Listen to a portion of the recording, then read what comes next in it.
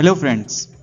अनेकों लोग ये सवाल पूछते हैं कि अगर महाभारत में इतनी साइंस और टेक्नोलॉजी थी तो युद्ध में तलवार और भालों से क्यों लड़ते थे। आज आधुनिक टैंक और हथियार हैं, बंदूकें हैं, लेकिन महाभारत में हाथी घोड़ों का प्रयोग क्यों किया जाता था। मुगल काल में भी युद्ध हाथी घोड़ों के प्रयोग से होता था। फिर महाभारत के युद्ध और मुगलों के युद्ध में क्या फर्क रहा। वास्तव में महाभारत में टेक्नोलॉजी और साइंस होने के बावजूद युद्ध में तलवार, भाले, गदा, हाथी घोड़ों का काफी मात्रा में उपयोग लिया जाता था। महाभारत में अनेकों दिव्य अस्त्रों के प्रयोग का वर्णन मिलता है, लेकिन फिर तलवार भालों की जरूरत क्यों पड़ गई। इसका जवाब है कि युद्ध में अस्त्र शस्त्रों के प्रयोग सोच समझ कर किए जाते हैं। आधुनिक टेक्नोलॉजी होने का मतलब यह नहीं कि उसका सीधा उपयोग किया जाए। युद्ध में अपने नियम होते हैं। युद्ध से होने वाले नुकसान को देखते हुए प्राकृतिक संसाधनों का उपयोग अधिक किया जाता है। विशेष अवसर में जरूरत पड़ने पर अस्त्रों का प्रयोग लिया जाता है और विशेष अस्त्रों का प्रयोग भी विशेष लोग करते हैं। एग्जाम्पल के लिए, एक चींटी को मारने के लिए एटम बम का प्रयोग नहीं किया जाएगा। अगर आपको अपने घर से पड़ोस में जाना है तो आप पैदल चले जाओगे, साइकिल नहीं लोगे। एक युद्ध में कई महत्वपूर्ण बातें ध्यान में रखने की जरूरत है। युद्ध कितनी बड़ी सेना से हो रहा है।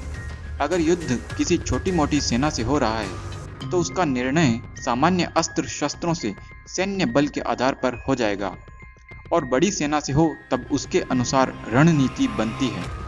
युद्ध की नीति के अनुसार पहले युद्ध की शुरुआत सामान्य स्तर पर होती है और धीरे धीरे यह विकराल रूप लेता है। सामान्य स्तर पर तलवार भालों से युद्ध होगा, जरूरत पड़ने पर दिव्य अस्त्रों का प्रयोग होगा।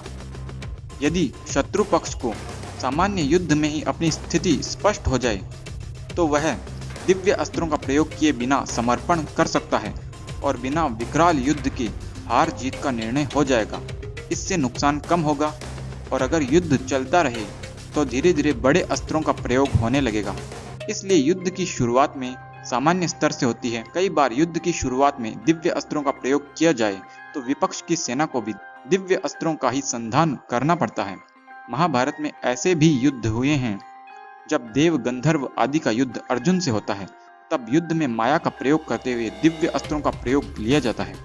कुछ समय पहले जब पाकिस्तान ने F-15 का प्रयोग भारत के खिलाफ किया तो पाकिस्तान युद्ध के नियमों के अनुसार इंटरनेशनल लेवल पर फंस गया। यहाँ आप आसानी से समझ सकते हैं कि अस्त्रों का प्रयोग युद्ध के नियमों के अनुसार होता है। दिव्य अस्त्रों का प्रयोग सभी नहीं कर सकते, इसलिए सेना में हर प्रकार के योद्धा होते हैं। सामान्य से लेकर बड़े बड़े योद्धा होते हैं। सबकी अलग अलग कैटेगरी होती है। तलवार से लड़ने वाले अलग, गदा युद्ध करने वाले अलग। इसीलिए महाभारत में युद्ध से पहले सबका परिचय दिया गया है कि कौन रथी है, कौन अधिरथी है, कौन महारथी है। ये सब योद्धाओं की कैटेगरी है। अब एक सवाल यह भी रहता है कि हाथी घोड़ों का प्रयोग क्यों। सबसे पहले तो हाथी घोड़ों का प्रयोग करना प्राकृतिक है, लेकिन इसके अपने फायदे भी हैं। हाथी घोड़े सिर्फ एक व्हीकल न होकर युद्ध में एक योद्धा की तरह भी काम करते हैं। हाथी घोड़े चेतन हैं। वे स्वयं अपने ऊपर होने वाले आक्रमण को रोकने का प्रयास कर सकते हैं।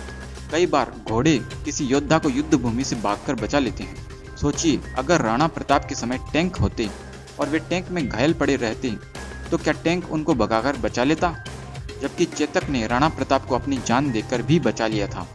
इसलिए घोड़ों और हाथी का प्रयोग करने के अपने फायदे हैं। महाभारत युद्ध में रथ का भी प्रयोग होता था। कई रथ सामान्य होते थे, कई रथ विमान की तरह होते थे। जब अर्जुन का युद्ध गंधर्व राज चित्रसेन से होता है तब वह अपने विमान में आकाश मार्ग से युद्ध करता है। तो फ्रेंड्स, ये बात साफ है कि टेक्नोलॉजी का उपयोग किस तरह प्रकृति के साथ संतुलन बिठाकर बुद्धिमानी से किया जाता था ताकि युद्ध में कोई बड़ा नुकसान न हो। यह बात मैंने स्पष्ट कर दी है।